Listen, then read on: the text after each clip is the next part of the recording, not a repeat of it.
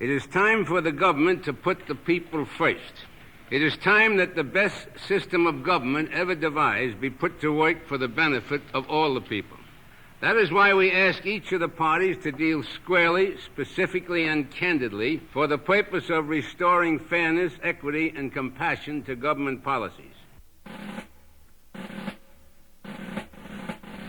When the union's inspiration through the workers' blood shall run, there can be no power greater anywhere beneath the sun. For no force on earth is weaker than the feeble strength of one, but the union makes us strong. Put people first. This is what the AFL-CIO is telling the platform committees of the Democratic and Republican parties. Cope Report's microphones were there when AFL-CIO President George Meany outlined Labor's program for America at a Democratic platform hearing. Every 4 years, the AFL-CIO presents to the platform committees of the major parties our program for America. We do not write one statement for Republicans and another for Democrats because the problems of people, which is our overriding concern, should not be divisible along party lines. The people's problems are real, and the people have a right under this system of government to look to their government for redress of their grievances. But in this search, they have been frustrated by both the Congress and the executive branch, which have too often ignored the people's problems in order to respond to the pleas of special interests. It is time for the government to put the people first. It is time that the best system of government ever devised be put to work for the benefit of all the people. That is why we ask each of the parties to deal squarely, specifically, and candidly for the purpose of restoring fairness, equity, and compassion to government policies. There is need today for the unalienable rights of the people set forth in the Declaration of Independence to be defined in concrete human terms. This means the right to a job with decent pay and working conditions, good health and quality medical care, quality education for all children, clean water to drink and clean air to breathe, decent housing, safety on the streets, in the home, at the workplace, and on the highways, dignity in the latter years of life, protection in the marketplace from unsafe products, fraudulent warranties, and deceptive insurance and bank practices. Above all, the people have a right to have confidence that this system of government will function for the benefit of all of its citizens. But this confidence is being undermined by policies that tax unfairly, by a government that refuses to tell the people the truth about foreign affairs and the domestic economy, by the increase in slums and poverty, and by the human misery of unemployment. When the word politician becomes a dirty word in the lexicon of America, then something is grievously wrong. America needs a return to the day when elected officials consider themselves public servants, responsible to all the people, not just a chosen few.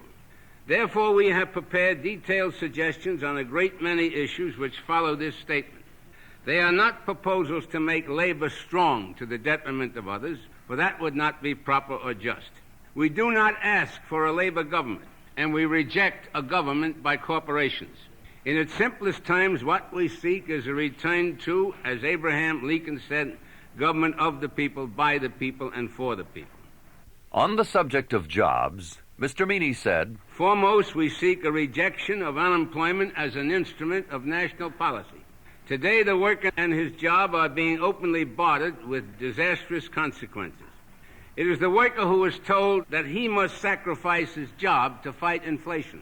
The worker is told to sacrifice his job to clean up the environment, or that he must sacrifice his job so that others can purchase allegedly cheaper import goods. He is told to sacrifice wage increases so that profits can go up. He is told to produce more and want less. Workers are understandably weary and bitter when their jobs are little more than pawns manipulated by corporate and governmental money managers. What the money managers disregard is the fundamental importance of jobs to the American economy. The wages a worker earns and spends in the marketplace and the tax dollars he pays are the backbone of America's dynamic economy. Thus, what America needs is jobs, more jobs, better jobs at decent levels of pay. These jobs should come from the private sector in a growing, expanding economy. But when the economy is not growing or not expanding sufficiently, then the government must assume the obligation of being the employer of last resort. With the vast backlog of unmet public needs in America, these jobs are essential to the public interest. The only policy that makes any sense is one that increases employment rather than unemployment. Today, millions of people who want jobs don't have them, and uncounted hundreds of thousands have given up hope of finding work or are working only part-time because full-time work is not available.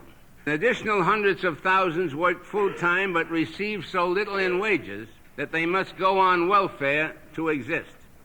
In fact, no one really knows how many millions of Americans are unemployed, underemployed, or discouraged from seeking employment. 15 million were out of work at some time during the last 12 months, a waste of productive capacity and consumer capacity this nation cannot afford. A policy that increases unemployment is indefensible. The AFL-CIO seeks tax justice, not tax loopholes. Tax loopholes and special advantages for corporations and the wealthy contravene the basic principle of a federal income tax predicated on the ability to pay. Rather than narrow the gap between rich and poor, these policies broaden the inequities. They place an undue tax burden on those who have little to benefit those who have too much. And they strip the federal treasury of at least $20 billion a year in needed tax revenue. A worker, the breadwinner for a family of four who earns a wage or salary of $10,000 a year, will pay federal income taxes in 1972 totaling $905. A taxpayer who had a $10,000 income as profit from the sale of stock or land would pay only $98 in taxes. If the $10,000 income was from state or municipal bonds, the tax would be zero. What it comes down to is that the worker is paying much more than his fair share. It is withheld from his paycheck. Earned income, earned by honest work on an assembly line, in a painstaking craft, in a laborious service, is overtaxed. Unearned income, where money does the work rather than the man, the special privilege of the wealthy, is undertaxed, if taxed at all. The degree to which the tax structure favors the wealthy is well documented. In 1970, almost 400 individuals with incomes of $100,000 or more, including 3 people who had annual incomes of more than $1 million, paid no federal taxes. These figures, as the Treasury Department admits, are understated. Rarely, if ever, do the wealthy or the large corporate firms pay the statutory level of federal income taxes.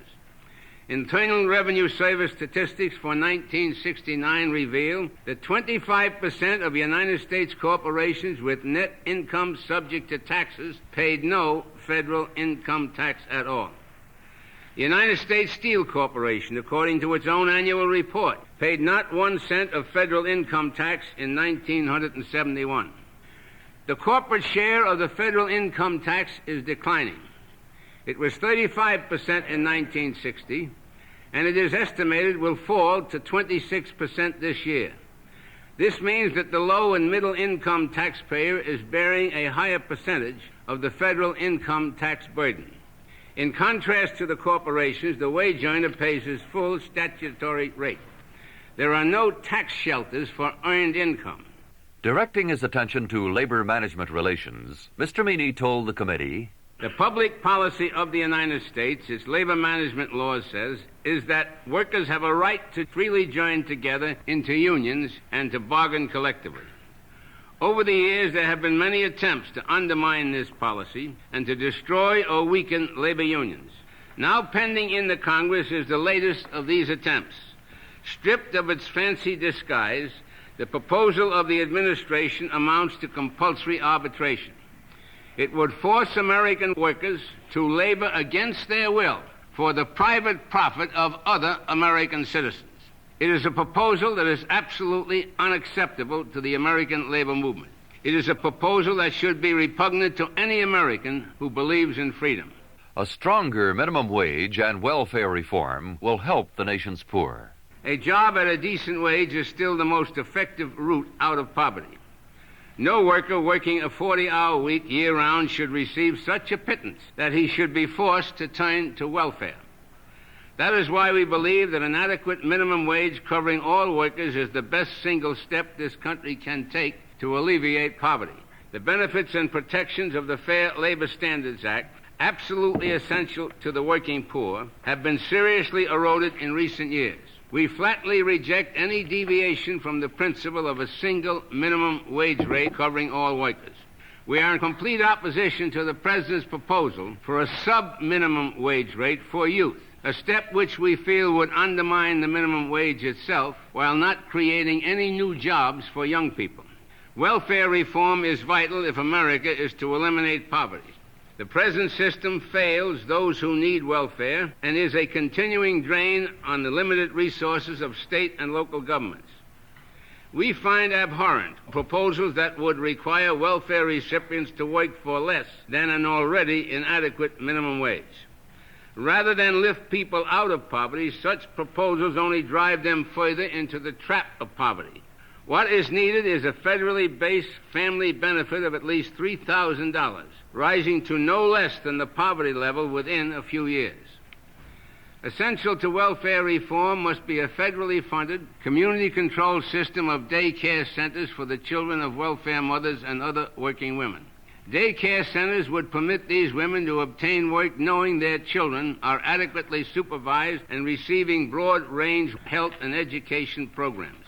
A new approach to providing health care for all Americans. The best health care is a privilege of the wealthy, because the system for delivering health care is geared more to profits than health. Soaring costs, inaccessibility of care, and frequently lax quality standards deprive many Americans of their right to quality health care. Examine the future in health times for a baby born to a poor minority family compared with a baby born to a more affluent family.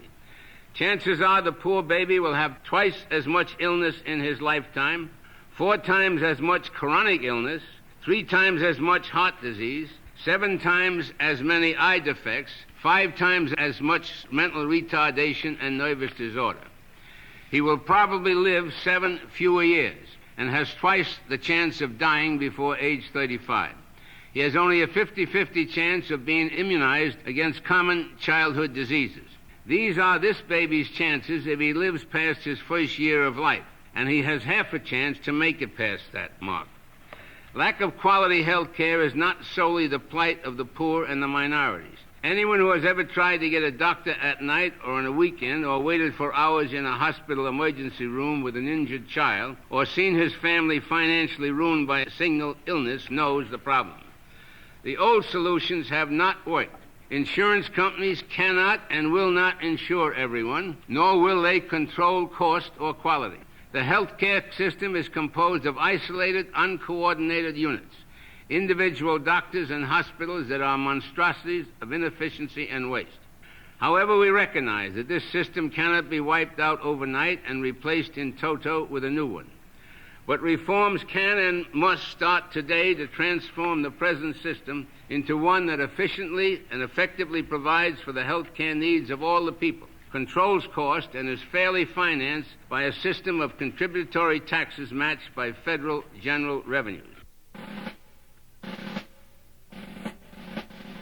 In our hands is placed the power greater than their hoarded gold, greater than the might of millions magnified 1,000-fold.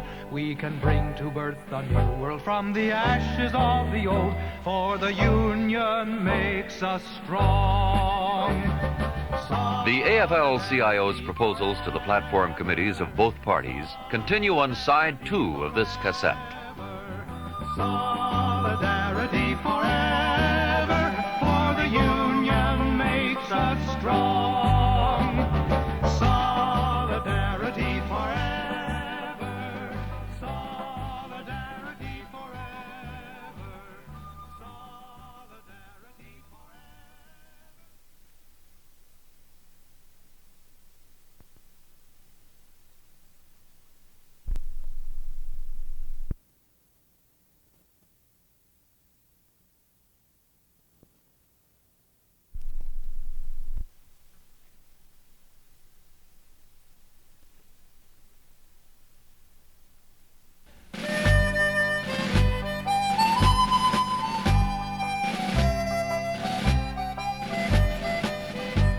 This is Side 2 of COPE Report for June 1972. This month, a special report on the AFL-CIO's proposals to the platform committees of both parties. Continuing with his presentation, President Meany said that on environment, the AFL-CIO stands for clean air, clean water, and jobs. America must have the cleanest air, the cleanest water possible. Some raise the specter of jobs versus pollution.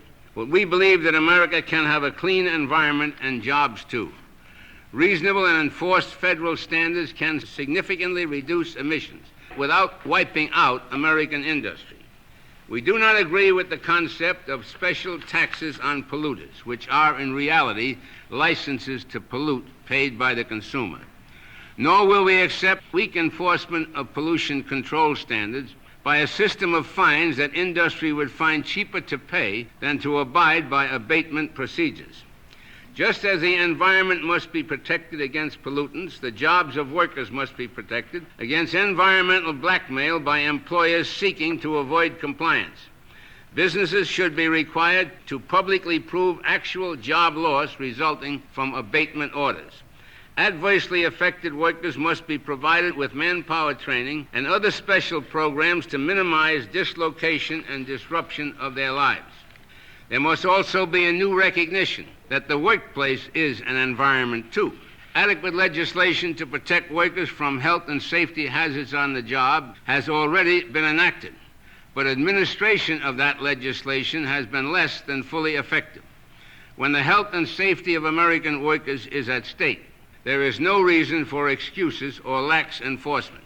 Correcting America's urban problems will require a massive program. The rot of America's great metropolitan areas continues. More than 70% of the population lives and works in these urban centers and daily faces the problems of pollution, bad housing, inadequate education, traffic congestion, crime, and a declining tax base.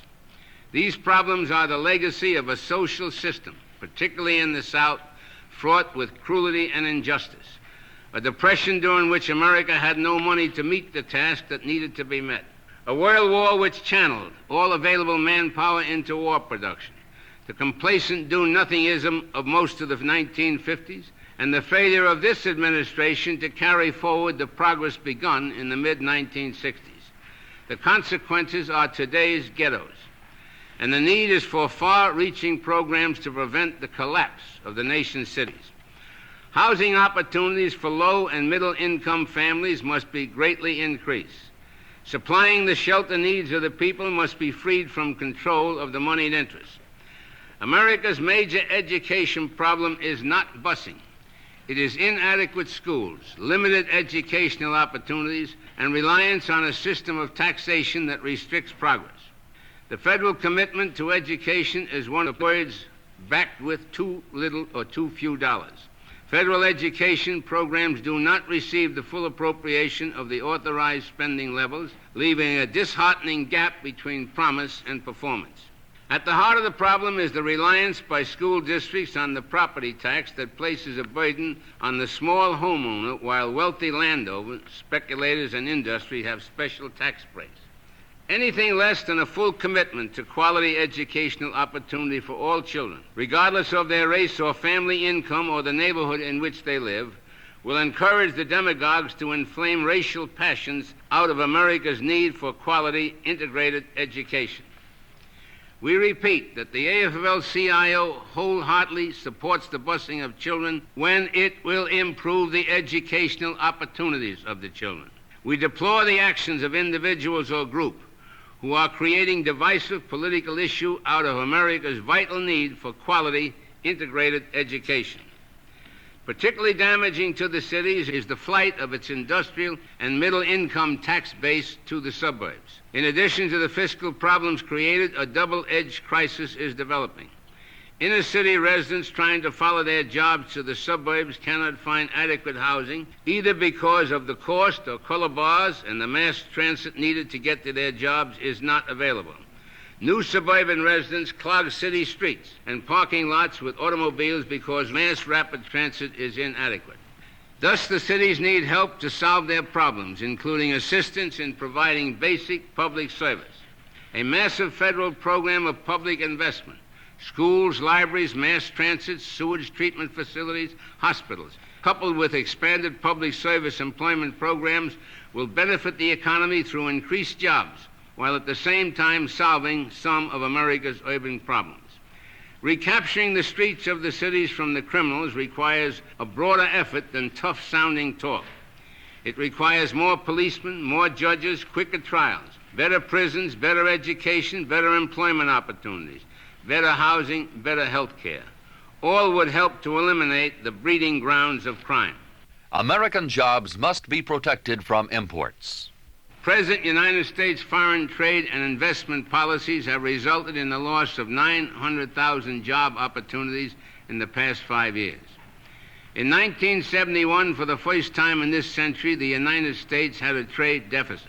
That deficit was $2 billion, and the deficit for the first quarter of 1972 was $1.5 billion. Jobs are being lost. America's industrial strength is being eroded through the export of technology, capital, and productive capacity. The United States worker is virtually helpless in protecting his job and his standard of living. The American marketplace has been overrun by imports costing tens of thousands of United States jobs in such industries as textile, apparel, shoes, leather, electronics, steel, and autos.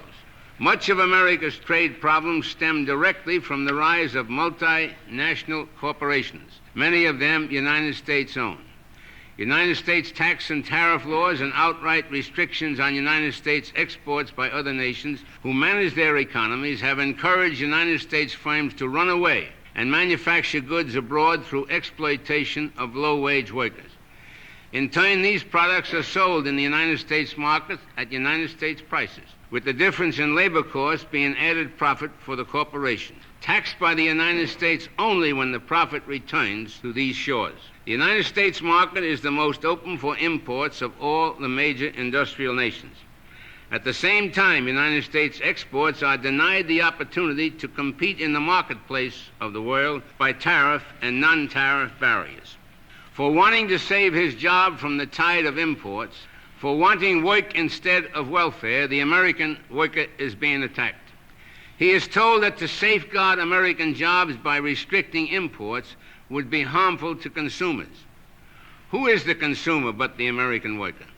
Without a job, he can't afford to purchase any goods, whether made in the United States or in a foreign country.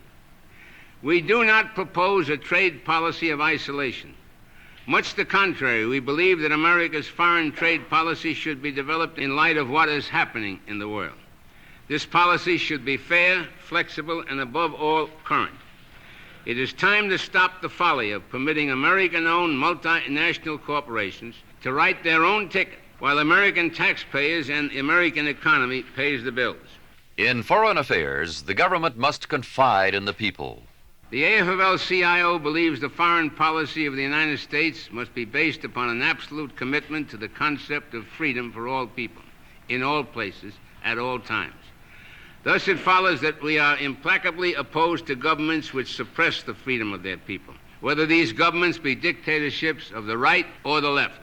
We believe that in the conduct of international affairs, the executive branch has an obligation to confide in the American people, to inform them of decisions which affect their futures and their very lives, to abide by the constitutional obligation to make no treaties or commitments without the advice and consent of the Senate, to refrain from political adventures which for some momentary political gain would put the goodwill of the United States on the side of a dictator against freedom, to refuse to conduct international diplomacy as though it were a television spectacular, to refrain from building the public's expectations to unobtainable heights, to honestly report to the public on the results or lack of results of international conferences, and finally, never to use international relations as a domestic political vehicle.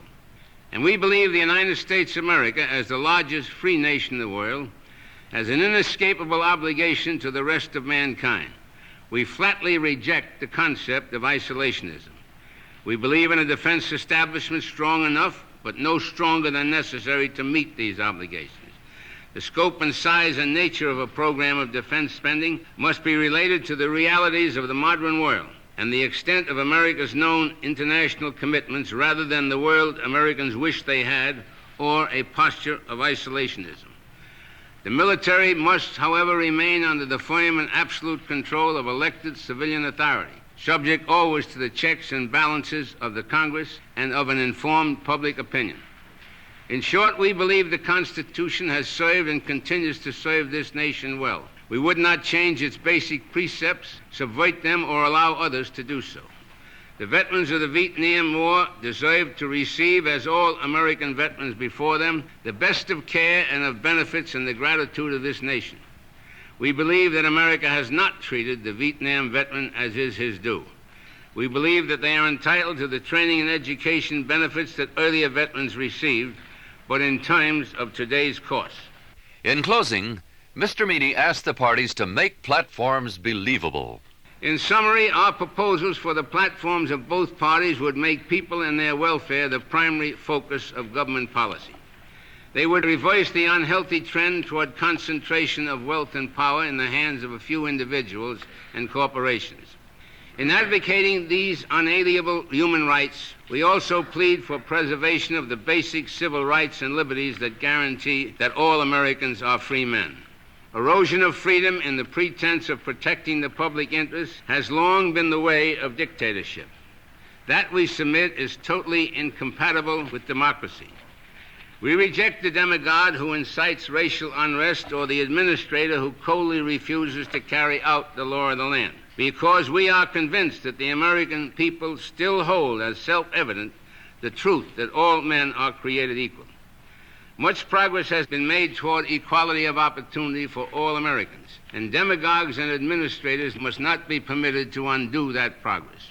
Those who would divide America along racial, age, ethnic, or income lines really are dividing people from their government, undermining public confidence in the ability of their government to function for the benefit of all citizens. We are firmly committed to the proposition that there is no problem too large or complex for the American system of government to correct, if that government truly puts the welfare of the people above all else. We ask both parties to restore public confidence in the government. We fully realize that there is a wide streak of cynicism among politicians and political commentators whenever the subject of platforms is raised. Platforms are made to run on, not stand on, is what some say. The American people deserve better. The American people do not want platforms that are glib advertising slogans, pap-fed to voters before Election Day and forgotten afterward. As far as we are concerned, as far as the American people are concerned, platforms are a solemn pledge, a pledge that must be kept. We believe that the party conventions must restore public confidence in their platforms by binding their standard bearers and their legislative leadership to keeping the party's word. And so we urge each party to say what you mean what you say, and do what you say.